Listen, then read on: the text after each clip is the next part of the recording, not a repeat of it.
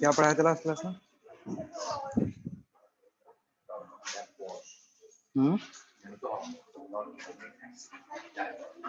Torque पढ़ाए थे किस पे?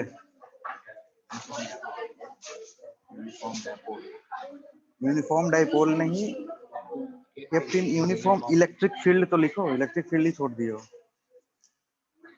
Torque on a dipole kept in uniform electric field, हाँ वो लिखना था, इलेक्ट्रिक फील्ड भी लिखना है।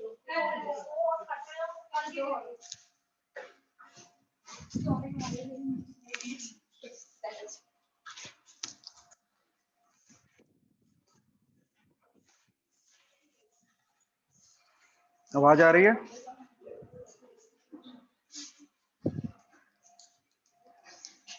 अरे इनको सुनाई दे रहा है कि नहीं? टेस्ट हुआ था?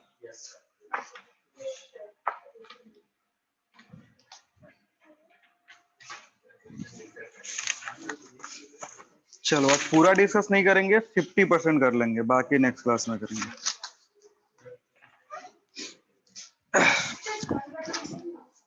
क्या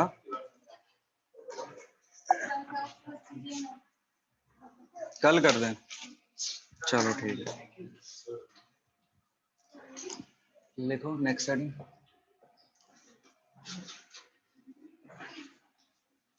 electric flux.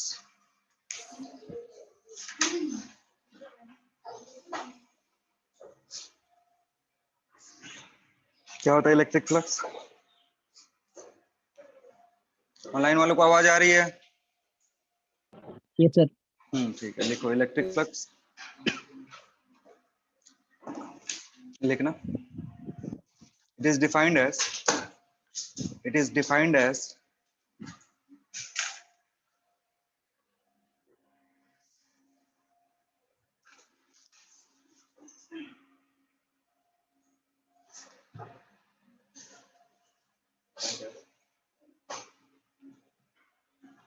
it is defined as number of field lines. It is defined as number of field lines. It is defined as number of field lines passing through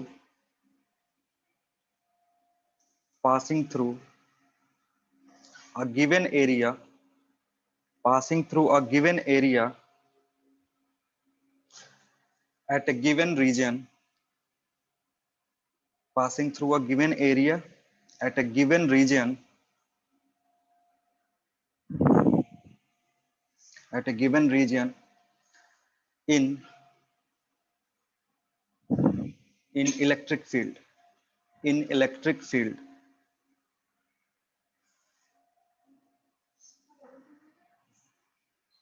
Given region in an electric field. Full stop. Para छोड़ के लिखना। Mathematically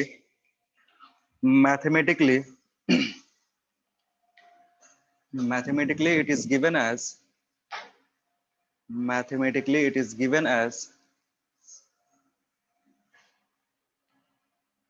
dot product of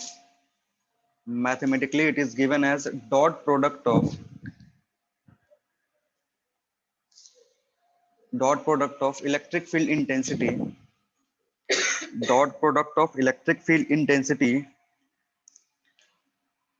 and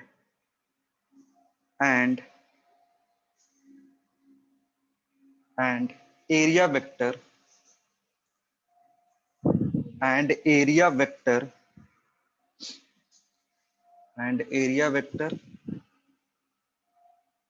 of a given point area vector of a given point, area vector of a given point in an electric field, in an electric field.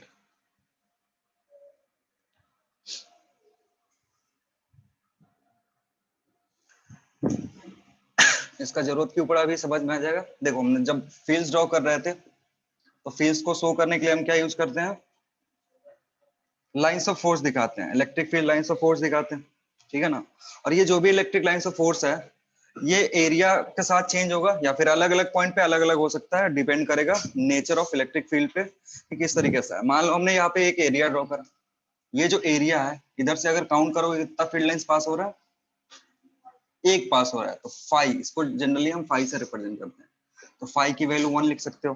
For given area, इस area के लिए field lines यहाँ से कितना पास हो रहा है, 1, तो फाई की वैल्यू कितनी हो जाएगी, ठीक है। तो ये तो डायग्राम से शो कर सकते हो कि अगर एक पास कर रहा है तो एक दिखाएंगे, अगर डायग्राम नहीं दिया है तुमको एरिया दे दिया और इलेक्ट्रिक फील्ड दे दिया तो फिर उसको कैसे रिप्रेजेंट करेंगे, उसको रिप्रेजेंट करते हैं d phi is equal to E vector dot d A vector. D phi कहने का मतलब है जैसे यहाँ पे एक छोटा सा हमने एरिया काटा और इस एरिया का वैल्यू है डी ए से शो कर, तो इधर से कितना फील्ड लाइंस पास करेगा वो इस फॉर्मूला से आएगा। ये फॉर्मूला क्या बताता है, dot product of electric field intensity and area vector, ये इस पॉइंट पे इलेक्ट्रिक फील्ड है, और ये डीए क्या है, एरिया वेक्टर है। ये जो डीए के ऊपर वेक्टर लगा हुआ ना ये बता रहा है, हम साथ साथ मतलब मैग्नीट्यूड के साथ साथ एरिया का भी डायरेक्शन का ध्यान देंगे। अब एरिया का डायरेक्शन कैसे होता है वो देखेंगे, ठीक है।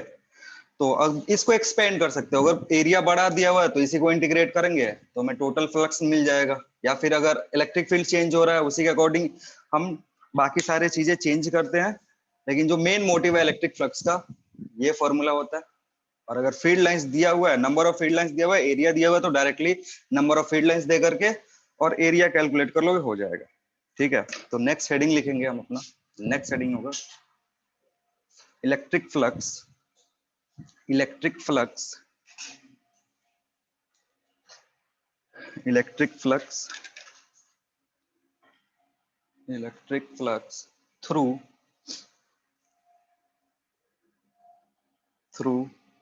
a plane area, through a plane area, through a plane area in uniform electric field, through plane area in uniform electric field। तो जो हम एरिया ले रहे हैं वो कैसा होना चाहिए, प्लेन होना चाहिए। प्लेन कहने का मतलब स्क्वायर हो सकता है, सर्कल हो सकता है, या फिर ट्राइंगल हो सकता है। और इलेक्ट्रिक फील्ड का नेचर कैसा होना चाहिए, यूनिफॉर्म होना चाहिए। यूनिफॉर्म कहने का मतलब हर जगह पे इंटेंसिटी क्या रहेगा, सेम रहेगा। तो जैसे ये हमारा एक इलेक्ट्रिक फील्ड है और यहाँ पे हमने एक प्लेनर एरिया लिया हुआ है इस तरीके का,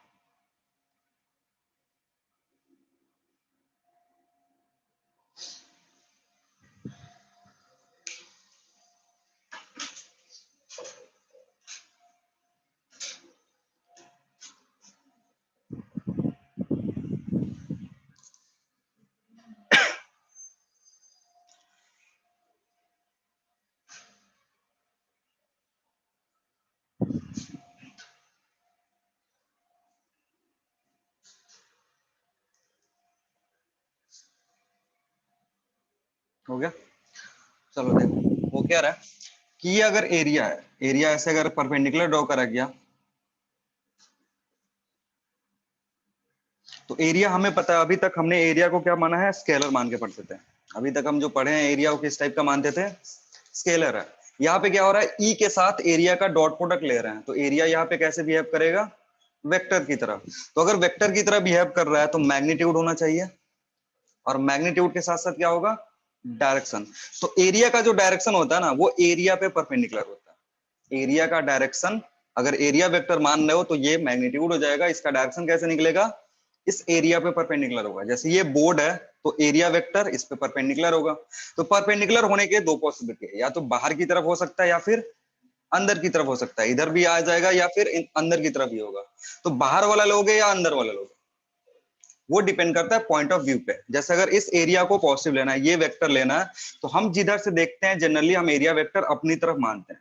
हम जिधर से देखेंगे क्या बोलेंगे, अगर मैं इस एरिया को यहां से देख रहा हूं तो एरिया वेक्टर मैं किधर मानूंगा, बाहर की तरफ। अगर इसी एरिया को मैं उस साइड से देखता तो एरिया वेक्टर कैसे मानते हैं, अंदर की तरफ। जो भी एरिया वेक्टर का डायरेक्शन है वो व्यूअर पे डिपेंड करता है। जैसे ये सिलेंडर है,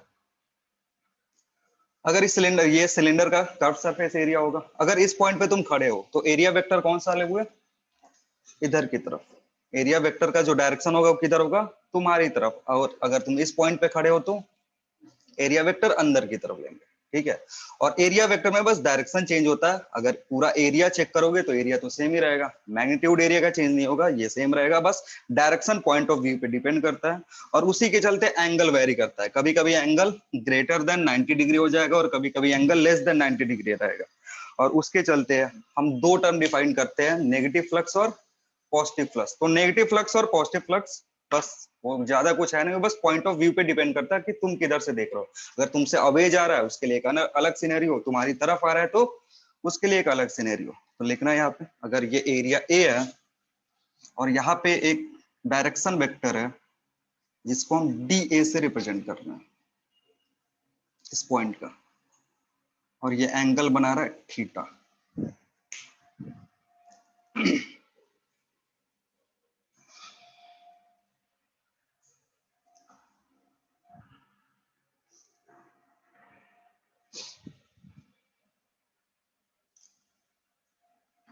हो गया। अब ये जो पॉइंट पी है, यहाँ पे एक पॉइंट पी रख रहे हैं, तो फ्लक्स निकालोगे, फ्लक्स थ्रू पॉइंट पी, तो कैसे लिखोगे, d five p is equal to E dot d A vector. लिख सकते हो। पॉइंट पी से पास करने वाला, पॉइंट पी से पास करने वाला जो भी फ्लक्स होगा उसको ऐसे लिख सकते हो, क्योंकि इस पॉइंट का एरिया हमने कितना माना है, डी ए, और इस पॉइंट का एरिया वेक्टर ई के साथ कितने का एंगल बना रहा है, थीटा का। तो यहां से ये भी लिख सकते हो, E D A cos theta. किसी कोई दिक्कत, लिख सकते हो ना, जहां थीटा क्या है, angle between E vector and area vector. और हमेशा ध्यान रखेंगे कि एरिया वेक्टर जो होता है वो एरिया के प्लेन के परपेंडिकुलर होता है। अब देखो, हमें इस पॉइंट पे नहीं चाहिए था, हमें जो फ्लक्स चाहिए था इस टोटल प्लेट के थ्रू चाहिए था। हमें क्या चाहिए, पूरे प्लेट से कितना फ्लक्स पास हो रहा है वो चाहिए। तो हमने इस पॉइंट का निकाल लिया। तो ऐसे यहाँ पे बहुत सारे पॉइंट है, यहाँ पे यहाँ पे यहाँ पे, सबको लेंगे, ऐड कर देंगे, ठीक है। इसके चलते निकालेंगे, इसके चलते, इसके चलते, इसके सबके चलते निकाल के क्या करोगे, ऐड कर दोगे। और कंटिन्यूअस एडिशन का क्या मतलब होता है, इंटीग्रेशन। तो यहाँ लिख सकते हो, सो फ्लक्स थ्रू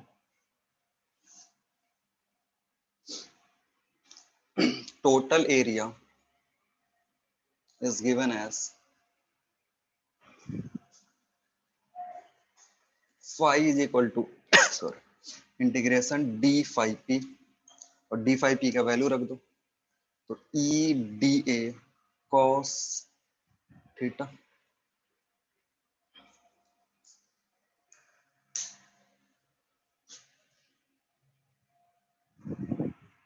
अब हमारा कंडीशन क्या था, फील्ड जो था यूनिफॉर्म था। फील्ड कैसा है, यूनिफॉर्म। यूनिफॉर्म होने का मतलब ई की वैल्यू क्या रहेगी, कांस्टेंट। और अगेन फी अगर यूनिफॉर्म है तो डायरेक्शन उसका क्या है, सेम है। डायरेक्शन सेम है, एरिया प्लेनर है, तो ये थीटा की वैल्यू भी क्या होगी, सेम होगी। तो यहां से फाई अगर कैलकुलेट करोगे, ये कांस्टेंट बाहर, ये भी बाहर, तो ई कॉस थीटा बाहर आ गया। इंटीग्रेशन के अंदर क्या बचेगा, डी ए बचेगा। और डी ए का इंटीग्रेशन कितना होगा, डी ए का इंटीग्रेशन ए, जैसे dx का इंटीग्रेशन x होता है वैसे dA का इंटीग्रेशन, तो फाई जो होगा वो होगा ई ए कॉस थीटा।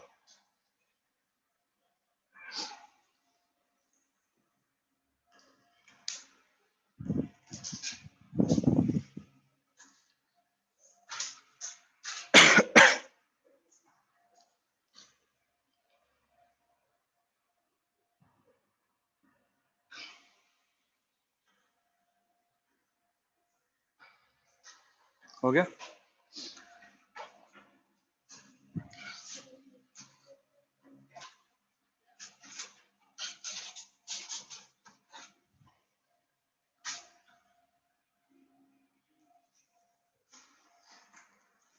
या फिर फाई को ऐसे भी लिख सकते हो वेक्टर फॉर्म में,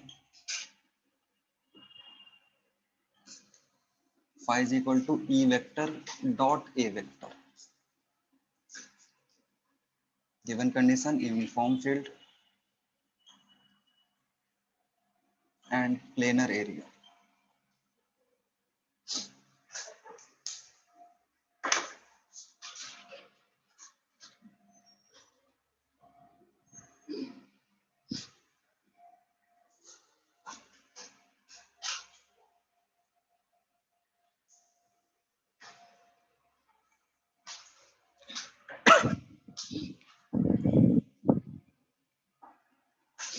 ठीक है,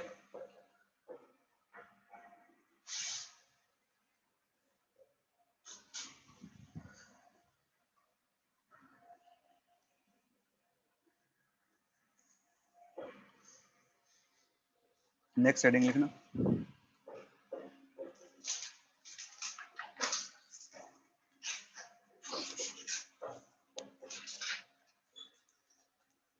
देखो इलेक्ट्रिक फ्लक्स, इलेक्ट्रिक फ्लक्स,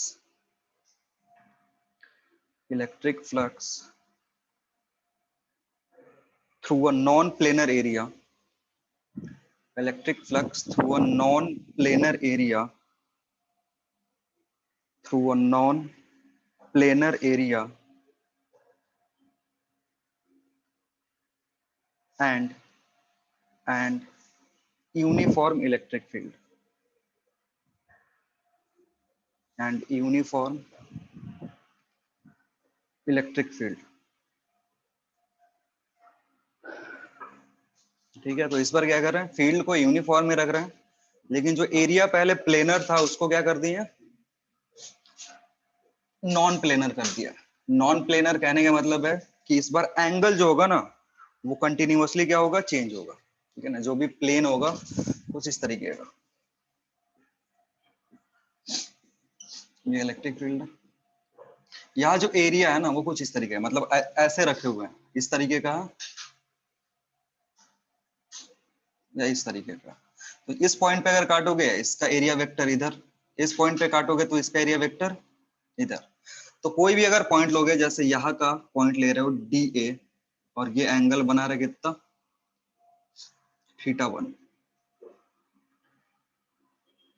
यहाँ का एरिया अगेन डी ए, लेकिन एंगल कितना बना रही है, θ2।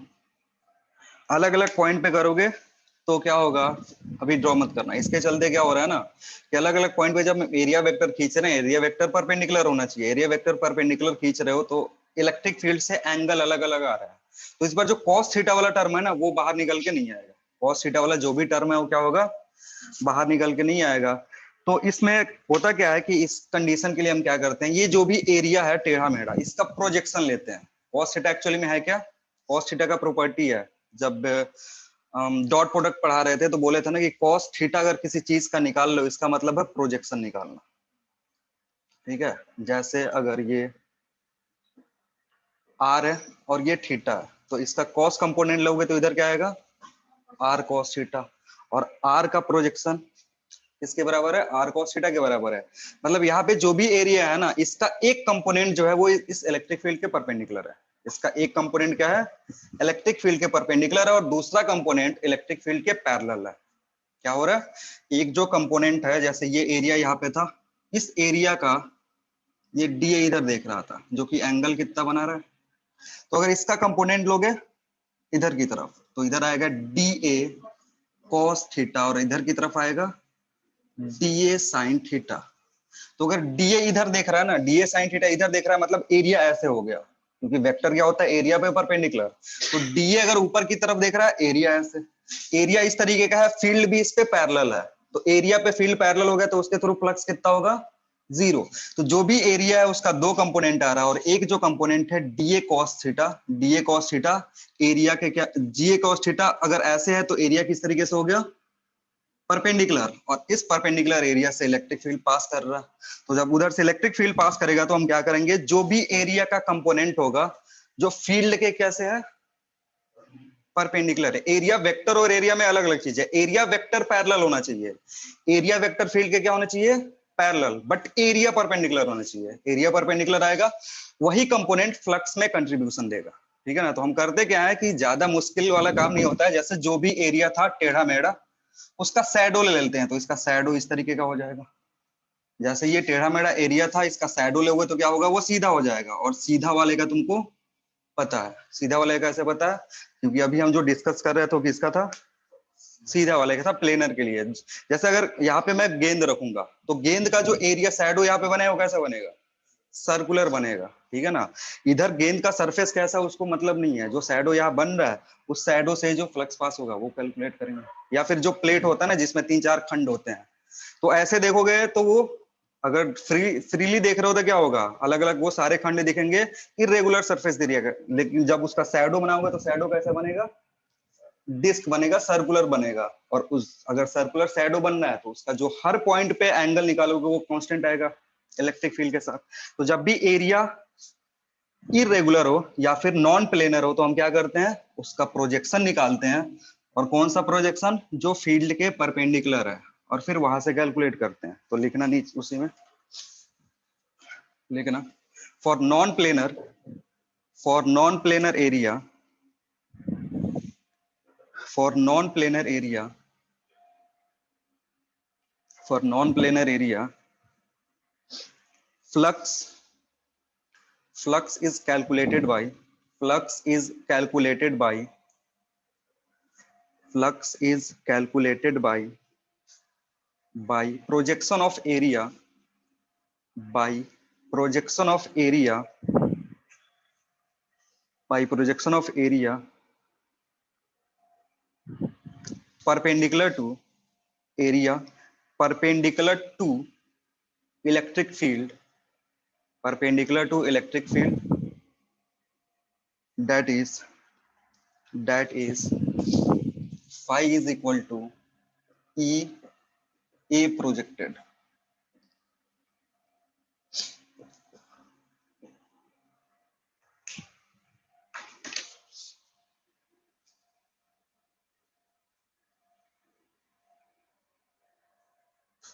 तो बस तुमको प्रोजेक्टेड एरिया निकालना होता है, और प्रोजेक्टेड एरिया बहुत ही आराम से निकाल आएगा, उसमें सवाल आएगा, परेशान होने की जरूरत नहीं है, हो जाएगा। नेक्स्ट हेडिंग लिखो, electric flux through a given area, electric flux through a given area, through a given area in non-uniform, in non-uniform electric field, in non-uniform electric field,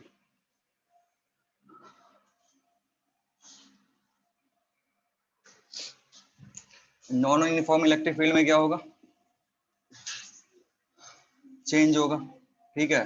तो किसी एक पॉइंट का निकालो, जैसे इस पॉइंट का हम निकालना डीए का, और ये एंगल कितना बना रहा है, थीटा। और इस पॉइंट पे जो इलेक्ट्रिक फील्ड होगा उसकी वे वैल्यू अलग होगी। यहाँ पे इलेक्ट्रिक फील्ड, इस पॉइंट पे इलेक्ट्रिक फील्ड, इधर इलेक्ट्रिक फील्ड क्या होगा, सब अलग अलग होगा। तो जब हम फाई निकालेंगे, फाई का फॉर्मूला क्या होगा, integration of E dot d A vector. और इस बार इंटीग्रेशन से कुछ भी बाहर नहीं आएगा। ठीक है ना। इंटीग्रेशन से कोई भी टर्म क्या है, बाहर नहीं आएगा, क्योंकि ई कांस्टेंट नहीं है और एरिया भी कांस्टेंट नहीं है, चेंज हो रहा है। तो उसके लिए फंक्शन दिया रहेगा, जो भी इलेक्ट्रिक फील्ड है उसका फंक्शन देगा कि एक्स के साथ कैसे चेंज हो रहा है, वाई के साथ कैसे चेंज हो रहा है, फिर वहां से इजीली सॉल्व कर सकते हो।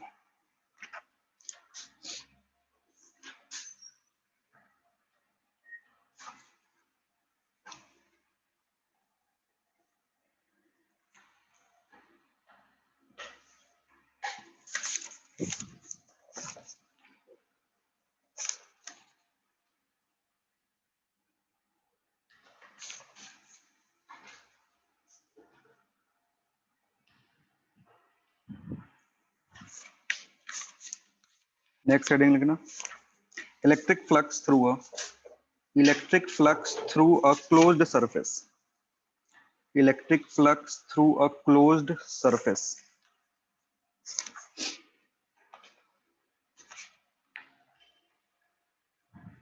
Electric flux through a closed surface, उसके नीचे हेडिंग लिखना closed surface, closed surface.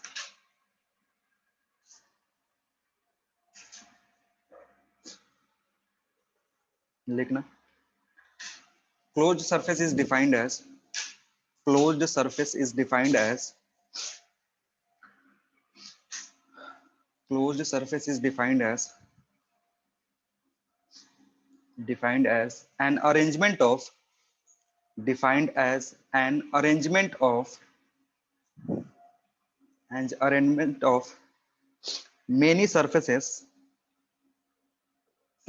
defined as an arrangement of many surfaces which which enclose which enclose a volume, which enclose a volume, which enclose a volume। कोई भी ऐसा surface जो volume enclose करता है उसको क्या बोलेंगे, क्लोज सरफेस बोलेंगे। देखो जैसे ये प्लेट है, इस प्लेट को क्लोज सरफेस बोल सकते हैं। अगर यहाँ पे एक प्लेट रखा हुआ है, स्क्वायर प्लेट रखा हुआ है, तो इसको क्लोज सरफेस बोल सकते हैं। बोलो, नहीं बोलेंगे। ये प्लेट जो है ना वॉल्यूम इनक्लोज नहीं कर रहा है, वॉल्यूम इनक्लोज करेगा तभी उसको क्या बोलेंगे, क्लोज सरफेस बोलेंगे। इसको हम बना सकते हैं क्लोज सरफेस। अगर एक क्यूब ले लो, तो क्यूब क्या है तुम्हारा, क्लोज सरफेस है, क्योंकि यहाँ 6 प्लेट मिलके, ऐसे 6 प्लेट मिल करके क्या कर रहे हैं, एक वॉल्यूम इनक्लोज कर रहा है। तो अगर कोई वॉल्यूम इनक्लोज कर रहा है, कोई भी सरफेस मिलके अगर वॉल्यूम इनक्लोज कर रहा है, उसको क्या बोलेंगे, क्लोज सरफेस बोलेंगे। और उस क्लोज सरफेस से फ्लक्स कैसे कैलकुलेट करते हैं, ठीक है। तो लिखना, लिखो उसके नीचे, flux through flux through flux through a close surface, flux through a closed surface, flux through a closed surface is equal to is equal to is equal to summation of is equal to summation of is equal to summation of incoming flux, summation of incoming flux and outgoing flux, summation of incoming flux and outgoing flux, outgoing flux through the surface, outgoing flux through the surface with proper sign convention, with through the surface with proper sign convention, with proper sign convention।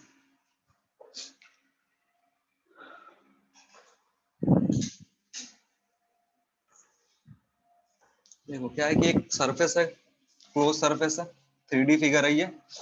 इधर कुछ flux आया और कुछ flux बाहर जा रहा है।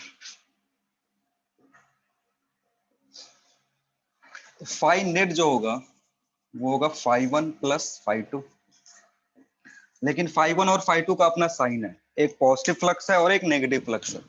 ये जो φ1 φ2 है इसका प्रॉपर साइन है, साइन को ध्यान रखते हुए एडिशन करेंगे।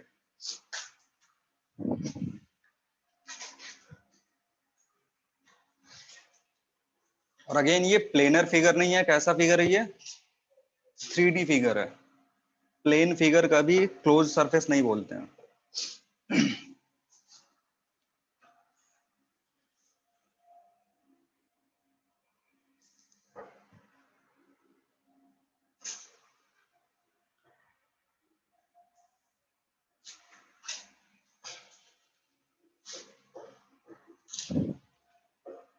साइन कन्वेंशन पता है फ्लक्स का, नहीं पता?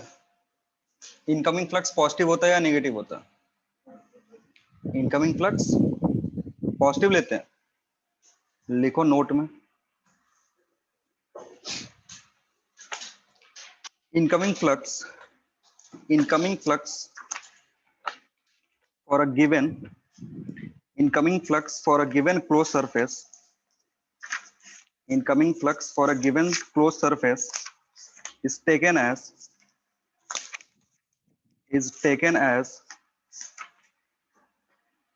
is taken as negative is taken as negative is taken as negative and outgoing flux and outgoing flux is taken as positive and outgoing flux is taken as positive.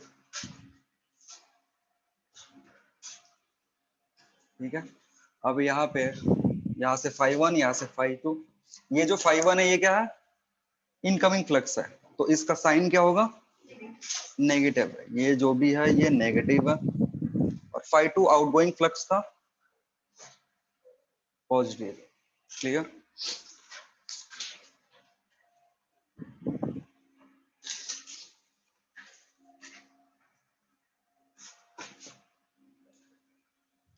लिखना है problem,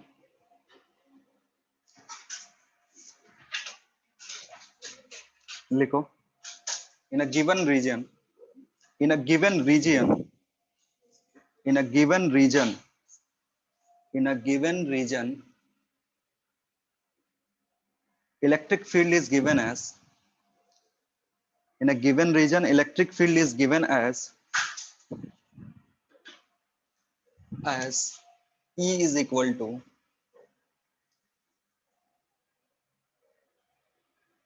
5x I cap, E is equal to 5x I cap, uniform है या non uniform है,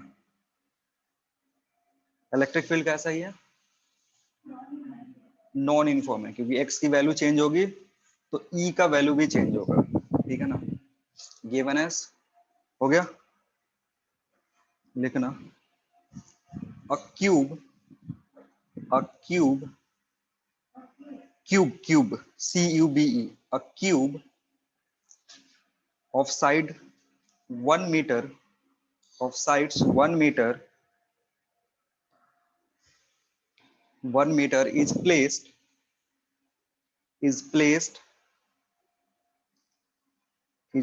at origin is placed at origin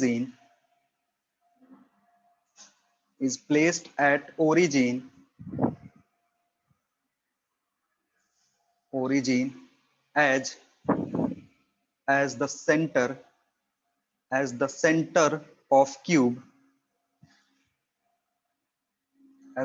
of cube full stop, find total flux through this cube, find total flux through this cube, find total flux through this cube.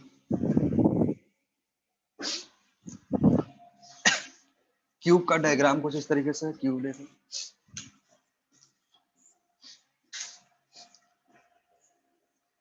Cube का जो centre है वो origin है,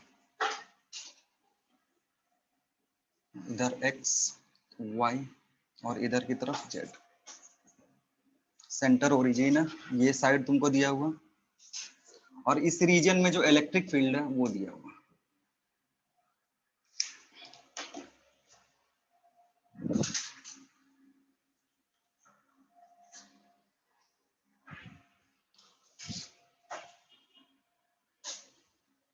तुम्हें बताना है कि इस क्लोज्ड सरफेस से कितने का फ्लक्स पास हो रहा है,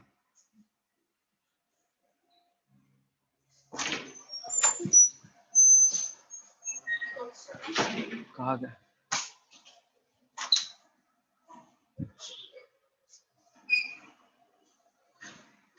सुना दे, मार्कर फिल कर दीजिए,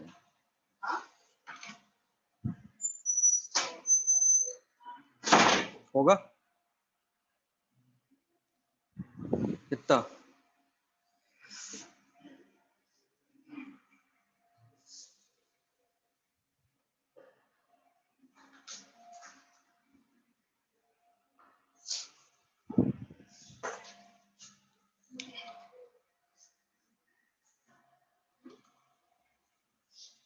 सोचो कैसे करेंगे। पहले इलेक्ट्रिक फील्ड का डायरेक्शन सोचो कि इलेक्ट्रिक फील्ड का डायरेक्शन किस तरीके से होगा।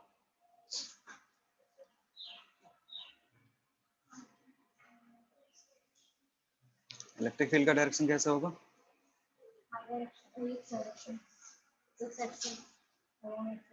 अलोंग एक्स एक्सिस होगा। पॉजिटिव की तरफ या नेगेटिव की तरफ? हम्म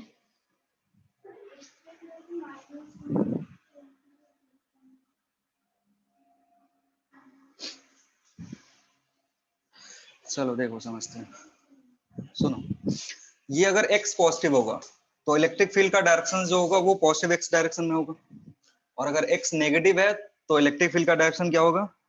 नेगेटिव की तरफ होगा। मतलब इस ये जो प्लेन है एक्स वाई प्लेन, इसके लेफ्ट हैंड साइड जाओगे तो इलेक्ट्रिक फील्ड किधर की तरफ देखेगा? इधर की तरफ। और इसके राइट हैंड साइड जाओगे तो इलेक्ट्रिक फील्ड कैसे देखेगा?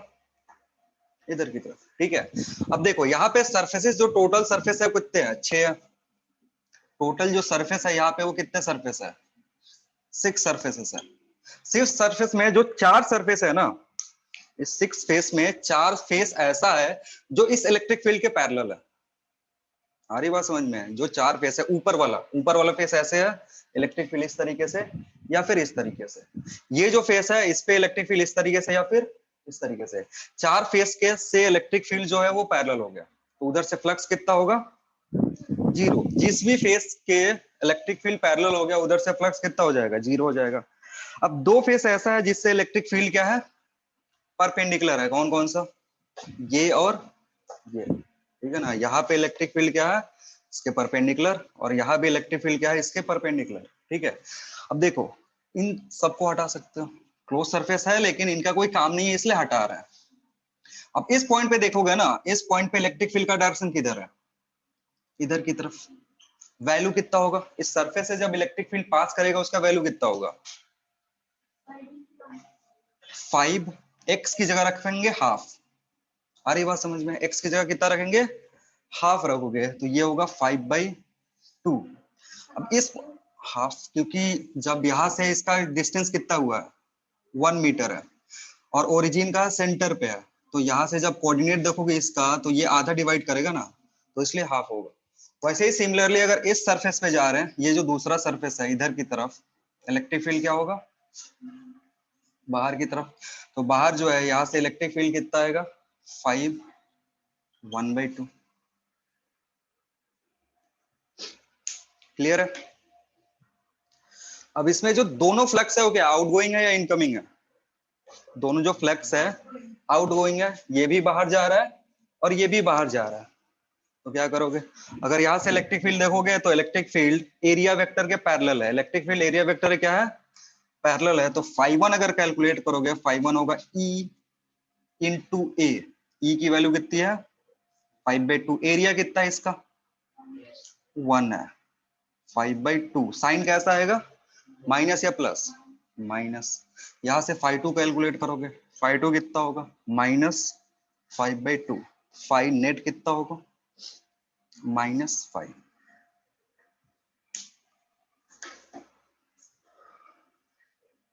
आया समझ में?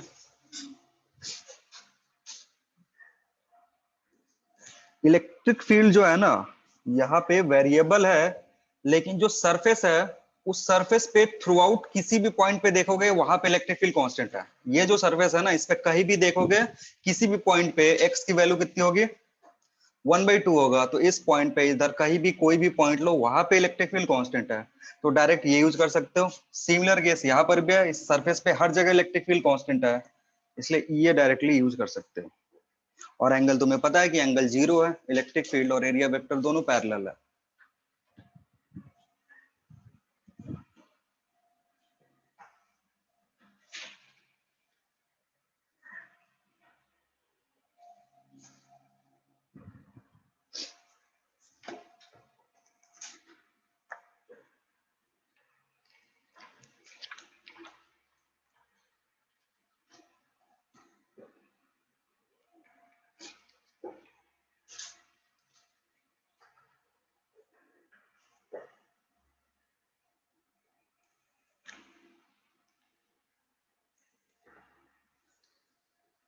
लिखना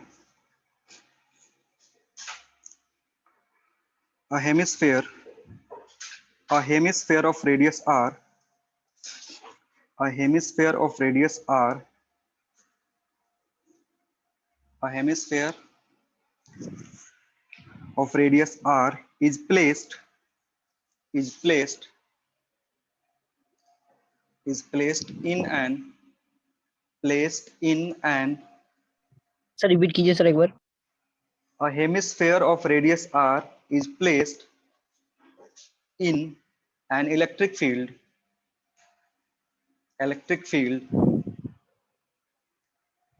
as shown in figure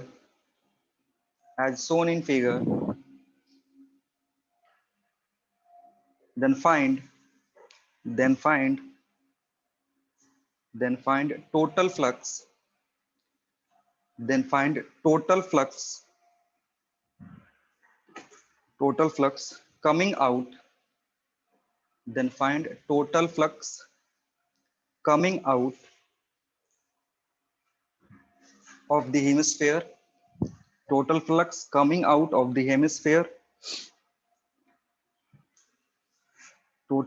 coming out of the hemisphere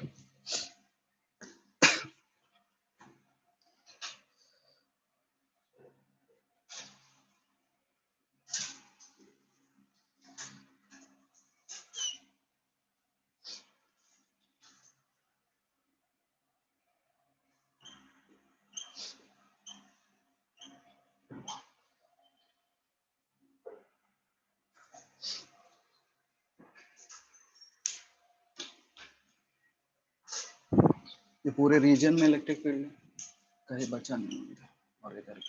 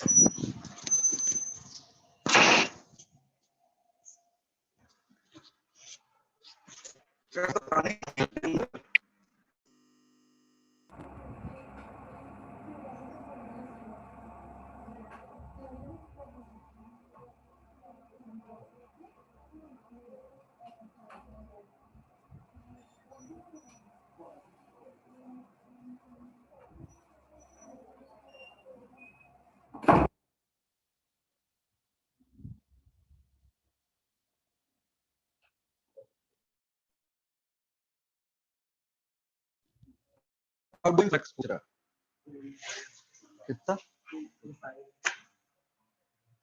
2 pi r square 2 e pi r square नहीं फिर से चेक करो ठीक से.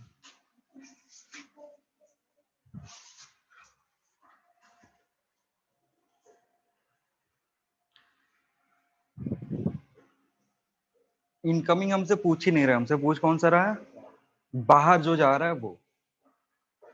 तो पहले सोचना है कौन सा सरफेस है जहां से फ्लक्स बाहर जा रहा है, कौन सा सरफेस है जहां से फ्लक्स बाहर जा रहा है, कर्व्ड सरफेस से या फिर प्लेन सरफेस से, कर्व्ड सरफेस से. और कर्व्ड सरफेस पे अगर एंगल देखोगे तो हर एक पॉइंट पे क्या होगा, चेंज होगा.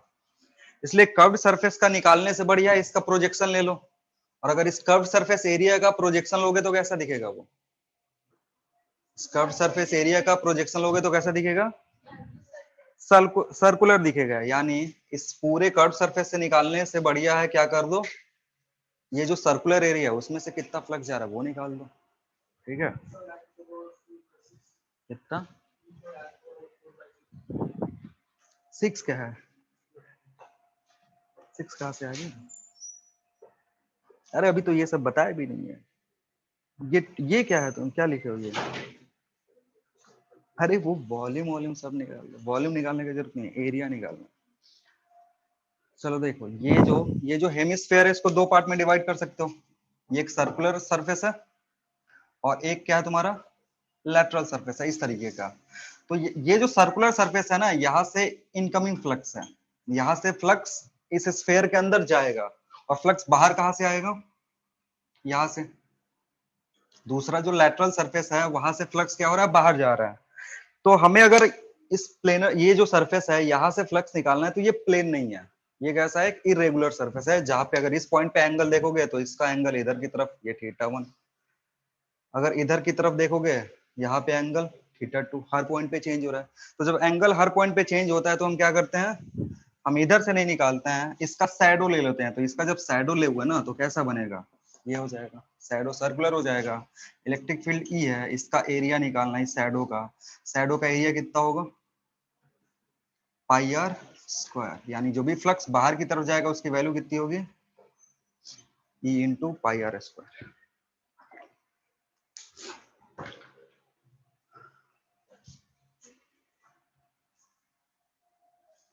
और आउटगोइंग फ्लक्स को हम क्या लेते हैं, पॉजिटिव या नेगेटिव, पॉजिटिव लेते हैं।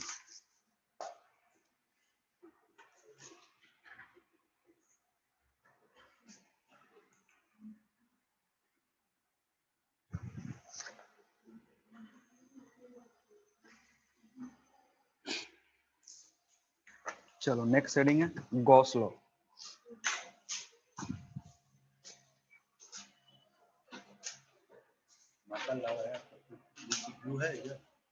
ब्लू ब्लू वाले से मैं लिखता ही नहीं, ब्लैक वाले दीजिए। क्या कर दिया,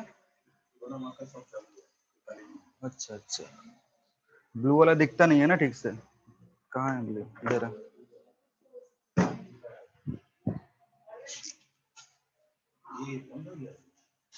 हाँ, गॉस लॉ लिखना।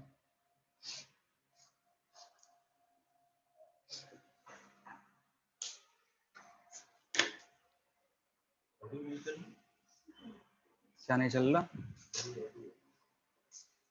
पता नहीं।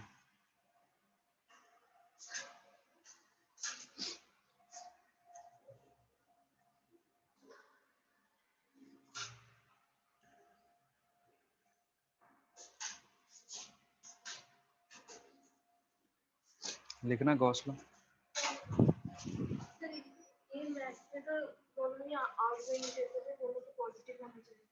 आउटगोइंग है, हाँ हाँ, तो ऐड करके प्लस कर लो, सब जगह प्लस कर लो। आउटगोइंग को पॉजिटिव लिए थे तो प्लस कर लो सब जगह। दोनों के लिए, दोनों सरफेस के लिए आउटगोइंग है, तो जहां माइनस लिखे उसको बस चेंज कर दो, प्लस कर दो।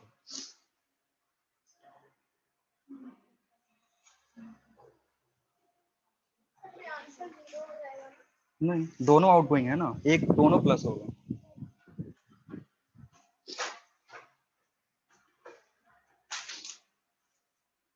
गॉस लॉ क्या होता है,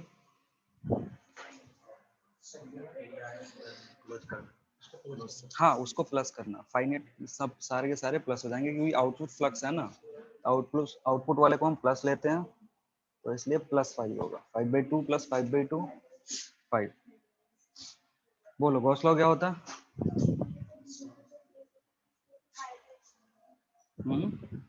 तेज तो बोलो, सुना ही नहीं देता।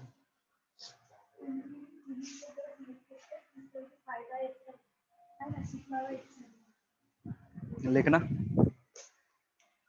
लिखो, net net flux, net flux,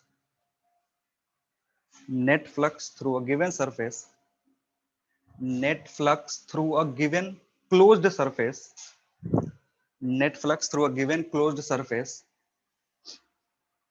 is equal to, is equal to, is equal to product of, is equal to product of, is equal to product of total charge enclosed, is equal to product of total charge enclosed inside the surface, total charge enclosed inside the surface, and inverse of, and inverse of, inverse of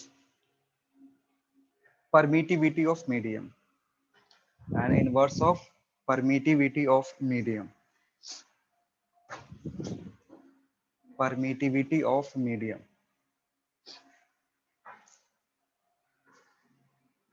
तो देखो Gauss ने क्या करा ना, जो भी close surface है, Gauss सबसे पहला हम यूज करेंगे क्लोज सरफेस के लिए, क्योंकि जो भी डेफिनेशन आया किसके लिए आया हुआ है, क्लोज सरफेस का है। तो उसने बताया कि अगर कोई भी क्लोज सरफेस है उसके थ्रू तुमको नेट फ्लक्स निकालना है, तो नेट फ्लक्स क्या होगा, नेट फ्लक्स निकलेगा प्रोडक्ट से किसके किसके, जो चार्ज अंदर है किसके, क्लोज्ड सरफेस के अंदर, ठीक है ना, अंदर एकदम स्ट्रिक्टली अंदर होना चाहिए, सरफेस पे भी नहीं हो सकता। सरफेस या बाहर वाले चार्ज को क्या करते हैं हम, एक्सक्लूड करते हैं। जो भी चार्ज सरफेस के अंदर है उसका प्रोडक्ट लेंगे हम किसके साथ, inverse of permittivity of the medium. और अगर एयर में रखा हुआ है या फिर वैक्यूम में रखा हुआ है तो परमिटिविटी कितना होता है, एप्सिलॉन नॉट यूज करते हैं। अगर कोई दूसरा मीडियम होगा तो फिर एप्सिलॉन यूज करेंगे, और एप्सिलॉन दिया रहेगा, ठीक है। तो जैसे अगर कोई भी सरफेस है क्लोज सरफेस, मान लो यहाँ चार्ज है Q1, Q2, Q3, Q4, Q5, Q6। अभी इसको हटा सकते हैं, ये कंफ्यूज करेगा, इसको हटा दो बस, ये सारे चार्जेस हैं, और इधर -Q6। क्लोज सरफेस का डेफिनेशन बता चुके हैं। क्लोज सरफेस कैसा होता है, एक ऐसा सरफेस जो एक वॉल्यूम इनक्लोज करे। अगर एक भी तरफ से ओपन रहेगा तो उसको हम क्लोज करने की कोशिश करते हैं ताकि उस पर हम गॉस लॉ लगा सके। तो यहाँ से सबसे पहला काम होता है क्यू इन क्लोज निकालना। क्यू इन क्लोज कितना होगा, इस गिवन फिगर के according Q1 with sign plus Q2 plus Q3 and Q4। तो अगर फाई निकालोगे, नेट फाई का जो वैल्यू होगा वो होगा Q in close divided by epsilon, और अगर एयर मीडियम है या फिर वैक्यूम है तो एप्सिलॉन नॉट। तो यहाँ से अगर क्यू नेट निकालोगे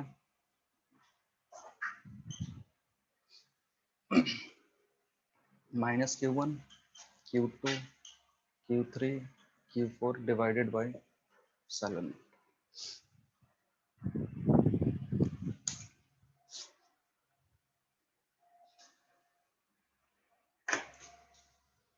ठीक है। अब जब इसने बताया ना कि हम फ्लक्स को इस फॉर्मूला से भी निकाल सकते हैं, और पहले हमने फ्लक्स पढ़ा था in terms of electric field and area, तो उधर से इसको कंपेयर कर सकते हैं। अगर एरिया पता है, इलेक्ट्रिक फील्ड किसी रीजन में पता है, तो हम उधर से भी फाई निकाल सकते हैं और इधर से भी फाई निकालते हैं। तो एक्चुअली यहाँ से दो काम कर सकते हो, अगर इलेक्ट्रिक फील्ड मिसिंग है तो इलेक्ट्रिक फील्ड निकाल सकते हो, या फिर चार्ज मिसिंग है कि कितना चार्ज इनक्लोज है वो भी कैलकुलेट कर सकते हो। तो ये एक अल्टरनेट वे है पता करने का electric field due to a given charge combination. एक तरीका हम कहां से पता करे थे, कूलम्स लॉ से। कूलम्स लॉ से हम फोर्स निकालते हैं, फिर चार्ज से डिवाइड कर देते हैं तो क्या मिलता है, इलेक्ट्रिक फील्ड मिलता है। गॉस ने एक नया तरीका लेके आया, ये बोला फ्लक्स अगर तुमको पता है किसी भी एरिया से तो तुम वहां से भी क्या कर सकते हो, इलेक्ट्रिक फील्ड निकाल सकते हो, क्योंकि फ्लक्स का तुम्हारे पास पहले से डेफिनेशन क्या था, E cos थीटा अगर यूनिफॉर्म है, और अगर यूनिफॉर्म नहीं है E वेक्टर डॉट डी है। और ये इधर से भी निकाल सकते हो, Q enclose divided by epsilon not. तो अगर इनक्लोज चार्ज पता है, ये मिसिंग है, तो ये कैलकुलेट कर सकते हो। सारी बात समझ में। तो इसलिए इसको बोलते हैं कि it is an alternate way to find electric field from a given charge distribution other than Coulomb's law. सारी बात समझ में। तो अगर किसी भी, सुनो, किसी भी क्लोज सरफेस के अंदर चार्ज जीरो है, किसी भी क्लोज सरफेस के अंदर चार्ज जीरो है, तो इसका मतलब फ्लक्स कितना होगा, net flux through that surface. अगर चार्ज जीरो है, अंदर में चार्ज जीरो है, तो फ्लक्स उस सरफेस से, उस क्लोज सरफेस से कितना होगा, जीरो है। तो अगर चार्ज जीरो है, फ्लक्स जीरो होगा, इसका मतलब, और उसको तुमने इलेक्ट्रिक फील्ड में रखा हुआ है, जैसे कह रहे हैं कि एक क्लोज सरफेस है,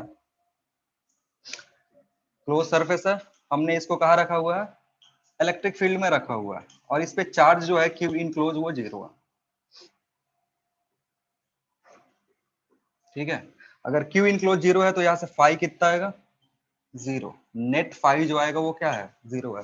लेकिन हमने इसको इलेक्ट्रिक फील्ड में रखा हुआ है, किसी और के इलेक्ट्रिक फील्ड में हमने क्या करा है, रखा हुआ है। तो फाई नेट हमें पता है कि फाई नेट होता क्या है, phi incoming plus phi outgoing, 0 के बराबर। यानी ऐसे सिचुएशन में जितना इनकमिंग फ्लक्स है वो बराबर किसके है, आउटगोइंग फ्लक्स के। माइनस साइन आएगा, फिर इनकमिंग को माइनस पुट करके वो साइन रखोगे, तो यहाँ से सिचुएशन क्या आता है कि किसी भी क्लोज सरफेस के अंदर अगर चार्ज 0 है, उसको किसी भी इलेक्ट्रिक फील्ड में रखोगे तो जितना इलेक्ट्रिक फील्ड अंदर जा रहा है उतना इलेक्ट्रिक फील्ड क्या हो रहा है, बाहर आ जा रहा है। इसलिए net flux through that close surface is how much, 0। ठीक है ना। तो जो पिछला वाला प्रॉब्लम करवाया था ना, वो ऐसे भी सोच के कर सकते थे बिना प्रोजेक्शन लिए। जैसे मैंने क्या करा था, ये हेमिस्फेयर था, इस हेमिस्फेयर में इलेक्ट्रिक फील्ड ऐसे जाता,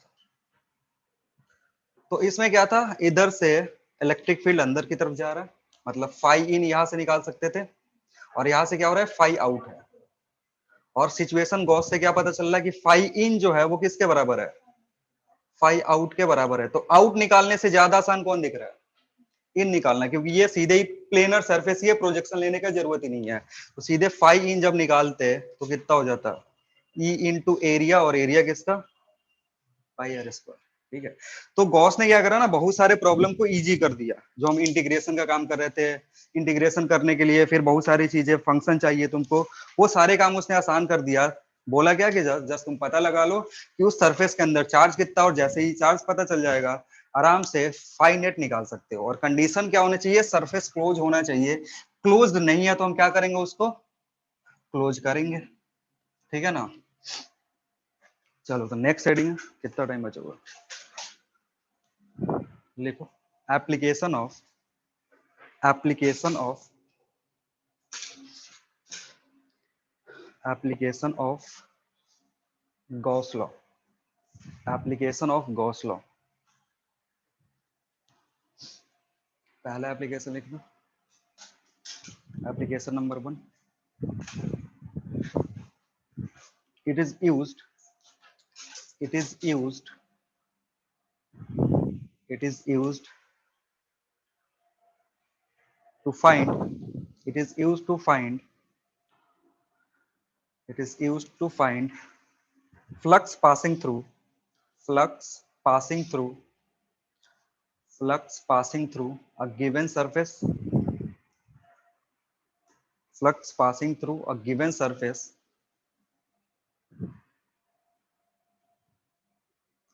flux passing through a given surface. Number 2, application number 2, it is used it is used it is used to find it is used to find electric field it is used to find electric field due to due to symmetric charge distribution due to symmetric charge distribution due to symmetric charge distribution like like like line charge line charge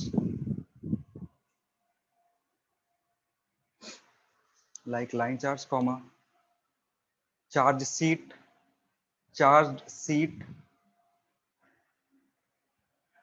charged sheet comma charged sphere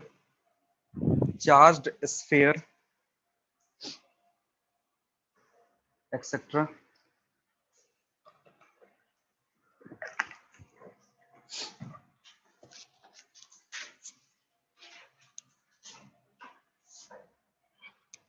एक सवाल लिखो, लिखना। a small charge q a small charge q small charge q point charge भी लिख सकते हो। a point charge q या small charge q is placed at the center is placed at the center is placed at the center of a hemisphere is placed at the center of a hemisphere, is placed at the center of a hemisphere of radius r, of radius r, of radius r, then calculate, then calculate, then calculate net flux, then calculate net flux, net flux passing through, net flux passing through this sphere, net flux passing through this sphere. एक hemisphere है जिसके centre पे हमने एक charge रखा है, point charge रखा हुआ है, उसके चलते क्या कैलकुलेट करना है, फ्लक्स कैलकुलेट करना है कि कितना फ्लक्स पास होगा।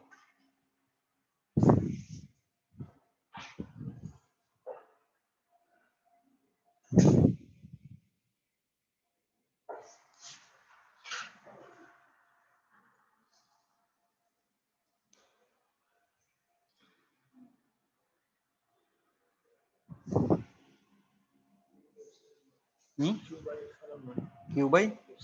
नहीं,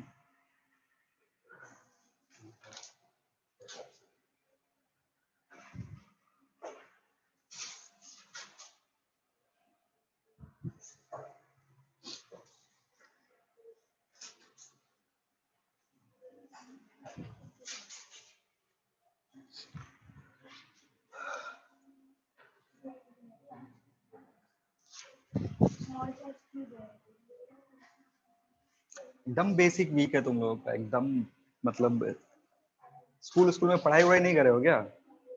टिकटॉक बनाते थे हैं? स्कूल में क्या करते थे?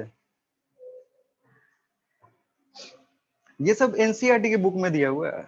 कौन से बुक से पढ़े हो 11 12? छाया से? छाया तो और अच्छी बुक है यार। छाया तो पढ़ लेते तो फिर कोचिंग आने की जरूरत ही नहीं पड़ती। अब पढ़ाते हैं, दिक्कत यह है कि पढ़ते भी तो तुम वैसे ही हो। 10 दिन टीचर पढ़ाने के बाद खुद ही सरेंडर मार देता है कि हमको नहीं पढ़ाना यार। मेरा खुद का मन अब नहीं करता है पढ़ाने का, क्योंकि देखो हमारा जो एनर्जी है ना वो डायरेक्टली प्रोपोर्शनल है बच्चों के एनर्जी से। अगर बच्चे एनर्जेटिक होते हैं तो टीचर दुगनी एनर्जी में होता है, लेकिन अगर बच्चे एनर्जी नहीं शो करते हैं तो फिर टीचर आएगा। अगर सरकारी स्कूल होता तो टीचर वहां कोने में बैठा होता और खराटे ले रहा होता। और एनर्जी बच्चों में तब आती है ना जब घर पे जाके पढ़ाई करोगे। घर पे कोई पढ़ता है नहीं, नहीं पढ़ते हो ना? कितना घंटा घर पे पढ़ते हो?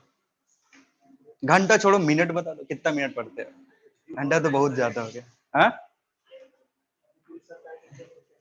ये कॉपी ऐसे जाता है, बंद होता है। हमारे तरफ होता था वो एक, जैसे ये होता है ना, दीवार को काट के एक थोड़ा सा वो बनाया जाता है सामान वामान रखने के लिए। तो हम लोग जब स्कूल से आते थे ना, उस टाइम 7th क्लास तक हम सरकारी स्कूल से पढ़े हैं। तो सरकारी स्कूल में सब माहौल चलता था कि क्लास से बुक टपा दो और फिर जंप करके भाग जाओ। तो उस टाइम क्रिकेट का मतलब हमारे तरफ क्रिकेट का बहुत ज्यादा माहौल है। बच्चा पैदा होता है, सीधे हाथ में क्या दिखता है? बैट दिखता है। बैट ही दिखता है, बॉलिंग करना किसी को नहीं आता है। पहले बैट लेकर के पत्थर मारेगा, लेकिन बैट ही पकड़ेगा। तो बड़ा जोश था क्रिकेट खेलने का, दीवार जम करके क्रिकेट खेलना है। कभी कभी पकड़े जाते थे, मतलब थोड़े से, मतलब गार्जियन जो लोग होते हैं ना, हल्के हल्के कभी कभी पकड़ लेते हैं। तो हम क्या करते थे कि जो नोट्स होता था ना, जो होमवर्क मिलता था उसके ऊपर खुद का डेट डाल के चले जाते थे कि सर ने ये होमवर्क दिया है कि 1 से लेकर के 10 तक गिनती याद करो, या फिर 1 से 10 तक पढ़ा याद करो। तो राइटिंग मैच नहीं करता था। तो ऐसे 1 महीने तक नहीं पकड़े गए, कभी एक बार चेकिंग हुआ पकड़े गए, फिर कुटाई होती थी। और कुटाई खतरनाक वाली, बांध के, बांध दोनों हाथ पर बांध के कुटाई होती थी। आजकल तो ऐसा कुटाई हो जाने में बच्चे सुसाइड ही कर लेते हैं। हॉस्टल में नहीं है, हॉस्टल में रहे ही नहीं है, हॉस्टल में सीधे कॉलेज में रहे हैं। अभी क्या है कि अभी पापा मम्मी को फुर्सत ही नहीं है कि बच्चे का कॉपी चेक करे। 5वीं तक बेचारे खुद से पढ़ाते उड़ाते हैं, उसके बाद 5वीं के बाद छोड़ देते हैं कि तुमको पढ़ना है तो पढ़ो, नहीं तो फिर टिकटॉक पे मुजरा करो, हमको मतलब नहीं है। हाँ हाँ, इंस्टाग्राम रील्स है, आ जाएगा कुछ दिन में, टिकटॉक भी आ जाएगा। चलो देखो हो क्या रहा है कि कितना तेज बोलो, नहीं सुनाई दे रहा। कितना कितना? 2/3, Q/3 नहीं। देखो यहाँ पे रखा हुआ एक चार्ज Q। अब इस चार्ज Q के चलते क्या होगा? इलेक्ट्रिक फील्ड प्रोड्यूस होगा। ये जो चार्ज है ना, इलेक्ट्रिक फील्ड किसके चलते आएगा? इसी के चलते आएगा। और इलेक्ट्रिक फील्ड हम जानते हैं चार्ज के चलते कैसा होता है। अरे वो मार्कर लेके आएंगे, बाहर की तरफ जाएगा इस तरीके से, आउटवर्ड होता है ना, इस तरीके का इलेक्ट्रिक फील्ड होगा। तो ये सब तब करने की जरूरत थी ना जब हमें गॉस लॉ नहीं पता था कि हमें इलेक्ट्रिक फील्ड डिजाइन करना था। फिर उसके अकॉर्डिंग हर जगह एरिया पे हम क्या करते हैं, चेक करते हैं कि किस पॉइंट पे कितना इलेक्ट्रिक फील्ड है, फिर ये वाला यूज करते हैं E.dA और सॉल्व करते हैं। ठीक है, इसे भी सॉल्व कर सकते हो, आराम से सॉल्व हो जाएगा। लेकिन ये जो प्रॉब्लम है ना, इसको सॉल्व कर सकते हो गॉस लॉ से भी। अब गॉस लॉ से सॉल्व करने के लिए पहला चीज क्या चाहिए कि एरिया क्लोज्ड होना चाहिए। और जो एरिया क्लोज्ड है ना, चार्ज उसके अंदर होना चाहिए। सबसे पहला कंडीशन क्या है कि एरिया क्लोज। और एरिया क्लोज होने के बाद भी जो चार्ज होना चाहिए वो कहां होना चाहिए? क्लोज्ड सरफेस के अंदर होना चाहिए। यहाँ पे जो चार्ज है वो क्या क्लोज सरफेस के अंदर है? नहीं है। कहां पे रखा हुआ है? बाहर सरफेस पे। ये जो सरफेस है ना, यहाँ पे रखा हुआ है। तो इसको क्लोज कर सकते हो। क्लोज करने के लिए क्या करना पड़ेगा? एक और हेमिस्फेयर इधर से ड्रॉ कर दो। तो जैसे ही एक और हेमिस्फेयर ड्रॉ करोगे, ये जो फ्लक्स इधर दिख रहा था इधर भी फ्लक्स दिखेगा। तो अब जो सरफेस है ना वो क्लोज्ड हो गया। सरफेस कैसा हो गया? अब क्लोज्ड हो गया। अगर क्लोज सरफेस होता तो जो भी फ्लक्स का वैल्यू होता वो कितना होता? Q/ε0। अगर ये पूरा सरफेस क्लोज्ड होता तो कितना होता? लेकिन इसको क्लोज करने के लिए ना तुमने क्या करा है कि इसका आइडेंटिकल सरफेस इधर ड्रॉ करा है। इसको क्लोज करने के लिए तुमने क्या करा है? आइडेंटिकल सरफेस इधर ड्रॉ करा है। यानी जो फ्लक्स हेमिस्फेयर से होगा वो इस फ्लक्स का क्या होना चाहिए? आधा होना चाहिए। तो आधा करोगे तो कितना होगा? Q/2ε0।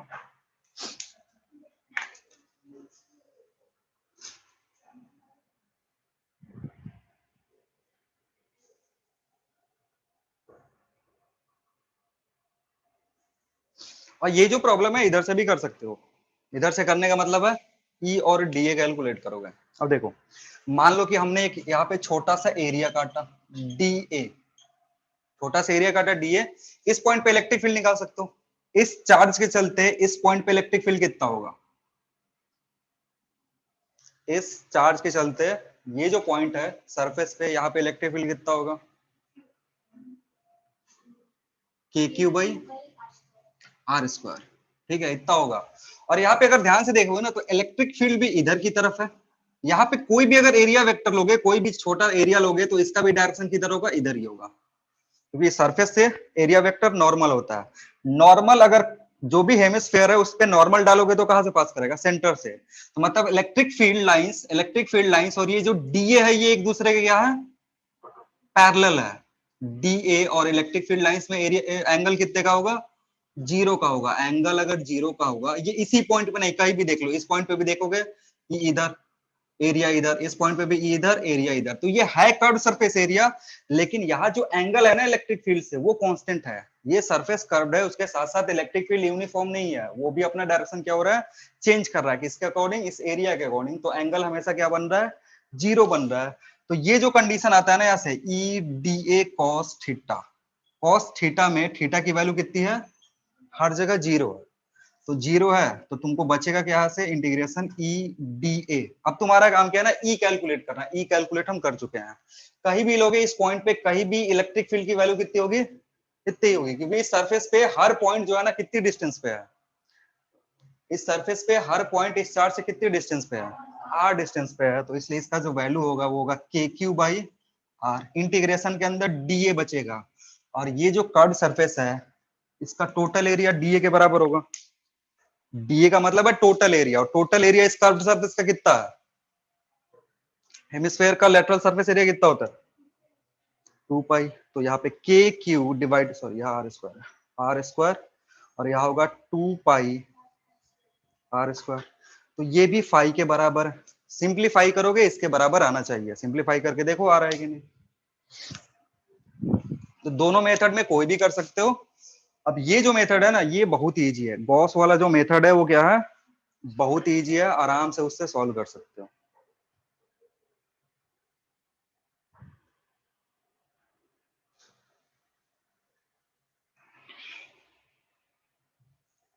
इसको जब सिंप्लीफाई करोगे सेम रिजल्ट आएगा, क्योंकि k की जगह क्या पुट कर सकते हो, 1/4 pi epsilon naught q by r square, 2 pi r square, बातें नहीं, आर स्क्वायर से आर स्क्वायर जाएगा, 2 पाई से 2 टाइम्स में जाएगा, तो आएगा q बाई 2 एप्सिलॉन नॉट, जो कि गॉस ने एक लाइन में करके दिखाया था। गॉस ने बोला था हमको बस क्लोज सरफेस दे दो, मैं कुछ भी कैलकुलेट कर लूंगा, मतलब किसी भी सरफेस के लिए वो फ्लक्स कैलकुलेट देगा। कंडीशन क्या होना चाहिए कि सरफेस क्लोज्ड होना चाहिए। तो कभी कभी क्लोज सरफेस मिलता है, कभी कभी नहीं मिलता है, तो जहां नहीं मिलेगा हम अपना दिमाग लगा करके सरफेस को क्या करेंगे, क्लोज कर देंगे। जैसे यहाँ ओपन सरफेस था, ओपन को क्लोज करने के लिए हमने इधर से एक ऐसा ही हेमिस्फेयर लगा दिया, तो टोटल हेमिस्फेयर टोटल स्फेयर से इतना पास हो रहा है, तो इसका और ये दोनों जो वैल्यू है ये आइडेंटिकल है, तो इधर से आधा पास कर रहा हूँ, इसलिए आधा लिख दिए। एक और लिखो, लिखना, a charge q is placed, a charge q is placed, a charge q is placed at the center of, at the center of, at the center of a cube, center of a cube kept in space, kept in space,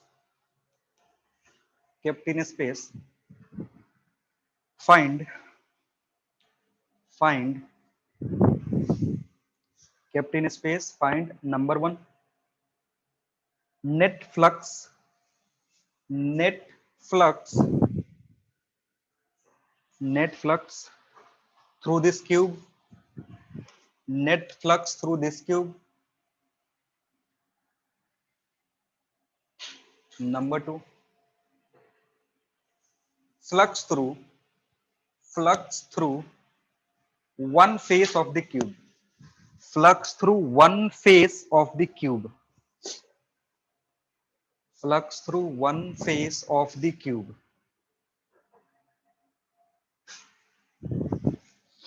पहला सबसे हो जाना चाहिए, q by epsilon naught कितना 6,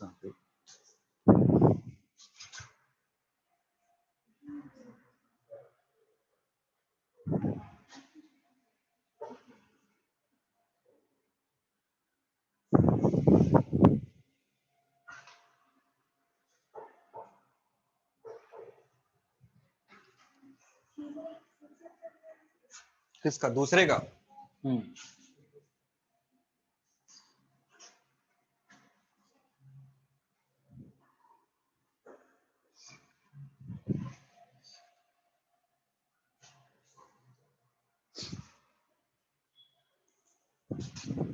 आ रहा है समझ में कैसे करना है। टोटल क्यूब जो है चार्ज इनक्लोज है, टोटली जो भी क्यूब रखा हुआ है उससे चार्ज टोटली इनक्लोज्ड है, सेंटर पे रखा हुआ।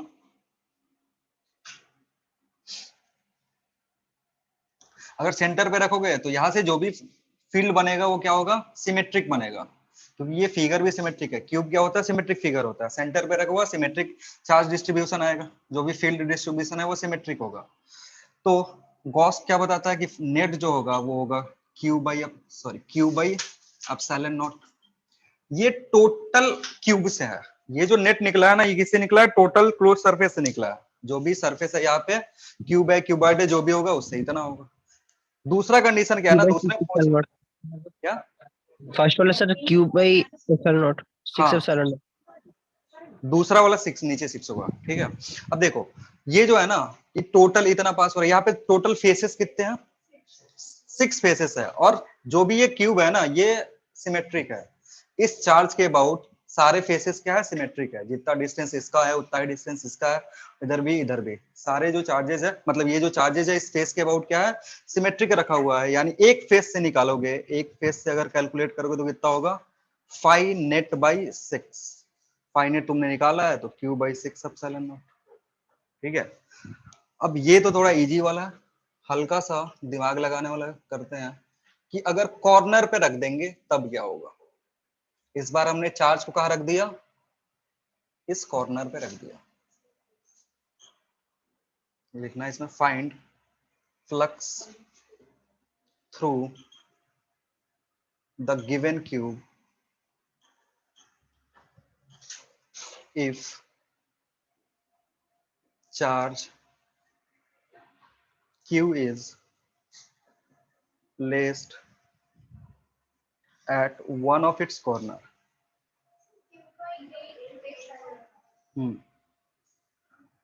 क्या करोगे?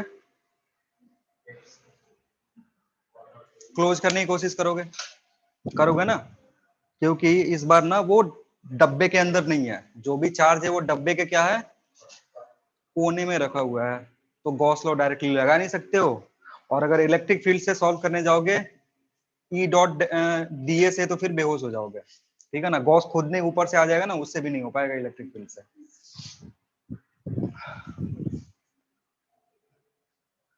तो इसको करने का बस एक ही मेथड था जो गॉस ने बताया था, और गॉस का मेथड अप्लाई करने के लिए हमें इसको बंद करना पड़ेगा, चार्ज को बंद करना पड़ेगा।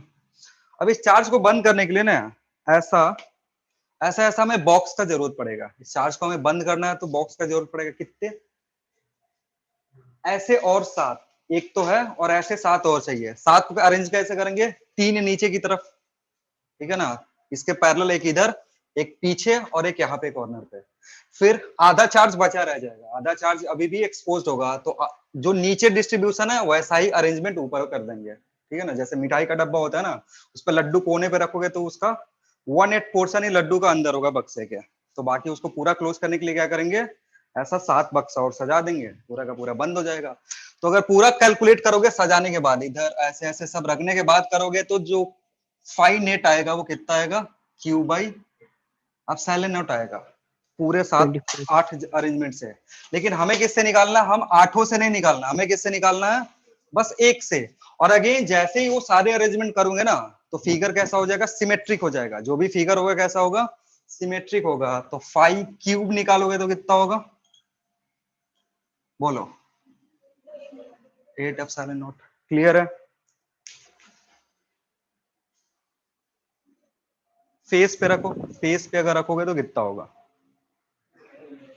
फेस पे रखोगे तो डिवाइड किससे करेंगे, फेस पे रखने का मतलब है यहाँ पे कॉर्नर से उठा करके यहाँ पे रख दिए, 2 कर देंगे, क्योंकि एक ऐसा ही एक और बक्सा चाहिए जो ऊपर रखेंगे, चार्ज इनक्लोज हो जाएगा, अगेन सिमेट्रिक है, डिवाइड किससे कर देंगे, 2 से कर देंगे।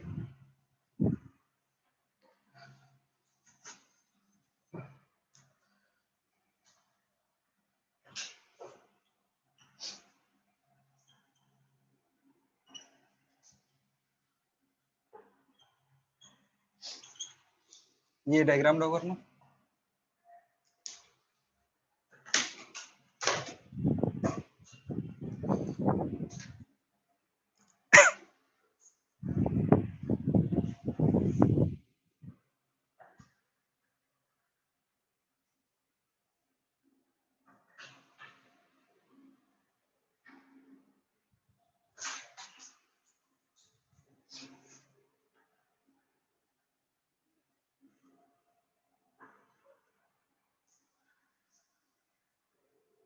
हो गया लिखना। A charge q is placed, a charge q is placed at a distance a by 2, a charge q is placed at a distance a by 2 from the center of a square. A charge q is placed at a distance a by 2 from the center of a square, from center of a square as shown in figure. A charge q is placed at a distance a by 2, at a distance a by 2 from the center of a square as shown in figure. Find total flux, find total flux passing through, find total flux passing through this square plate, find total flux passing through this square plate.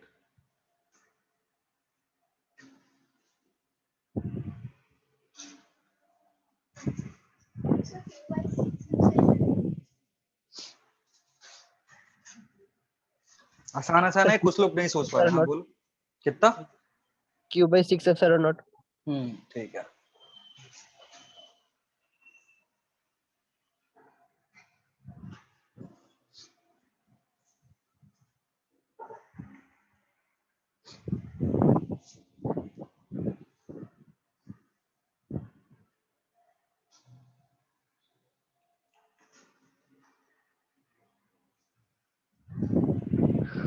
देखो अगर Gauss law नहीं होता तो again ये problem solve नहीं हो पाता, क्योंकि अगर इस चार्ज के चलते देखोगे ना, तो जो इस चार्ज से डिस्टेंस है हर एक पॉइंट का, इस पे डिफरेंट डिफरेंट है। हर एक पॉइंट पे जो डिस्टेंस है वो क्या है, अलग अलग है। अगर यहाँ पे एक पॉइंट लोगे तो यहाँ से चार्ज का डिस्टेंस, अगर यहाँ पे पॉइंट लोगे यहाँ से चार्ज का डिस्टेंस अलग अलग है। तो हर पॉइंट पे इलेक्ट्रिक फील्ड की वैल्यू क्या होगी, अलग अलग होगी। तो इस फॉर्मूला से तो निकाल ही नहीं सकते हो। Phi is equal to E dot d a, formula use ही नहीं कर सकते हो, क्योंकि ये ई वेरी करेगा, तो बहुत ही मुश्किल काम हो जाएगा। तो इसको करेंगे किससे, गॉस लॉ से। और गॉस ने सबसे पहला चीज क्या बोला था, सरफेस कैसा होना चाहिए, क्लोज होना चाहिए। और अगर इसको क्लोज करोगे, यहाँ पे रखा हुआ है, क्लोज कर रहे हो तो क्या होगा, ऐसा 5 फेस और लगाना पड़ेगा। ठीक है, जैसे ही 5 फेस और लगा दोगे, ये जो चार्ज था कहाँ पहुंच जाएगा, इसके सेंटर पे। और अगर एक बार सेंटर पे पहुंच गया, चार्ज इनक्लोज हो गया, तो हम इसके लिए क्यूब के लिए निकाल सकते हैं। तो 5 क्यूब जो होगा वो कितना होगा, क्यूब बाई एप्सिलॉन नॉट। तो 5 फेज कितना हो जाएगा, कैलकुलेट अभी करे थे, 5 फेज जो होगा वो होगा क्यूब बाई 6 एप्सिलॉन नॉट। ठीक है ना। तो जरूरी नहीं है कि गॉस लॉ का प्रॉब्लम है तो हमेशा वो क्लोज सरफेस देगा। कभी कभी क्लोज सरफेस डायरेक्टली दे देता है, कर लोगे वहां से, कभी कभी नहीं देता है।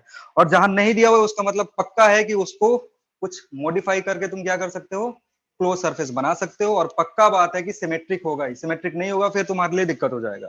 फिगर सिमेट्रिक देगा, जैसे क्यूब हो गया, क्यूबाइड हो गया, स्फीयर हो गया, हेमिस्फीयर हो गया, ये सारी चीजें देगा जिसको तुम इजिली कन्वर्ट कर सकते हो सिमेट्रिक फिगर में, फिर सॉल्व हो जाएगा।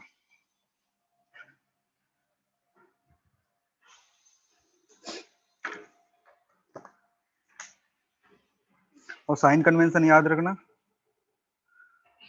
अगर फाई निगेटिव आ रहा है किसी भी सरफेस से, फाई निगेटिव आ रहा है मतलब उसके अंदर कैसा चार्ज है, किसी क्लोज सरफेस से फाई नेगेटिव आ रहा है, इसका मतलब उसके अंदर कैसा चार्ज है, पॉजिटिव या negative.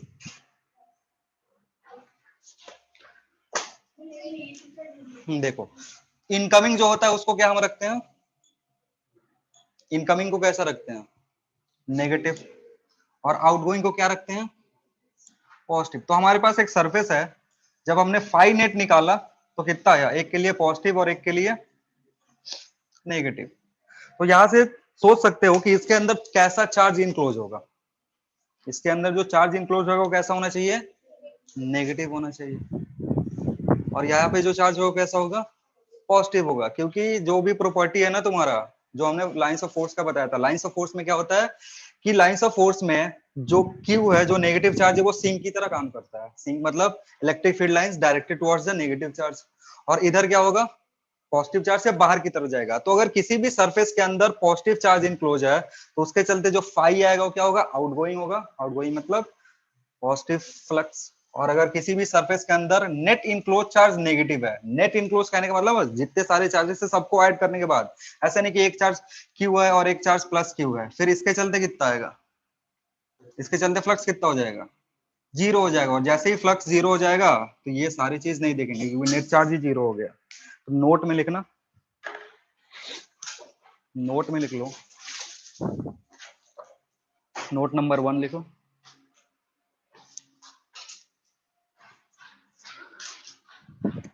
Negative flux, negative flux through a closed surface, negative flux through a closed surface means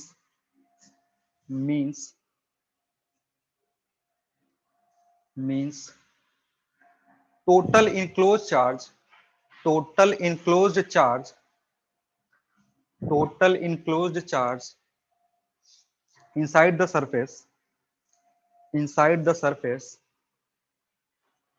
inside the surface is negative, is negative। Positive वाला का नहीं लिखा रहा है, एक ही से याद रखना। नंबर 2 लिखो, flux through a closed surface, flux through a closed surface, flux through a closed surface is independent of, is independent of, is independent of arrangement, is independent of arrangement and distance between charges, arrangement and distance between charges, distance between charges enclosed, distance between the charges enclosed in the surface. ठीक है, जो charges अंदर रखी हुई है ना, उसमें distance कितना है, उनका अरेंजमेंट कैसा है, उससे फर्क नहीं पड़ेगा। ठीक है, चार्ज को बस इससे फर्क पड़ता है कि कितना चार्ज इनक्लोज्ड हुआ है, वो कैसे सजा करके रखे गए, उससे फर्क नहीं पड़ता। ठीक है, एक सवाल है कि अगर हमने 10,000 डाइपोल किसी सरफेस के अंदर रखा हुआ है, कितना डाइपोल रखा हुआ है 10,000, तो नेट फ्लक्स सरफेस से कितना होगा, क्या होगा, 0 होना चाहिए। अगर 10,000 रखो या इनफाइनाइट रखो, 10 लाख रखो, कोई फर्क ही नहीं पड़ता है, क्योंकि क्यू इनक्लोज क्या हो जाएगा 0, क्योंकि अगर एक डाइपोल रखोगे तो डाइपोल एक पॉजिटिव चार्ज भी रखेगा और एक नेगेटिव चार्ज रखेगा। तो ऐसा एक रखो, 2 रखो, 3 रखो, हमेशा क्यू इनक्लोज जब निकालोगे तो उसकी वैल्यू कितनी होगी, 0 होगी। तो फाई कितना हो जाएगा, 0 हो जाएगा। सिमिलर प्रॉब्लम एक तरीके से आता है कि अगर हमने यहाँ पे 10,000 कैपेसिटर लगा के रखा, अभी कैपेसिटर पढ़ाया है नहीं, लेकिन फिर भी बता दे रहे हैं कि यहाँ पे हमने बहुत सारे कैपेसिटर रख दिए हैं, सरफेस इनक्लोज कर दिए, तो इसके चलते फाई कितना आएगा 0, क्योंकि एक प्लेट पे पॉजिटिव क्यू होता है तो दूसरे प्लेट पे negative Q. Again Q enclose निकालोगे तो कितना हो जाएगा 0, तो क्यू इनक्लोज 0, फाई 0, ठीक है। चलो तो फिर आज की क्लास में इतना ही, बाकी पढ़ेंगे अगले क्लास में। Thank you everyone.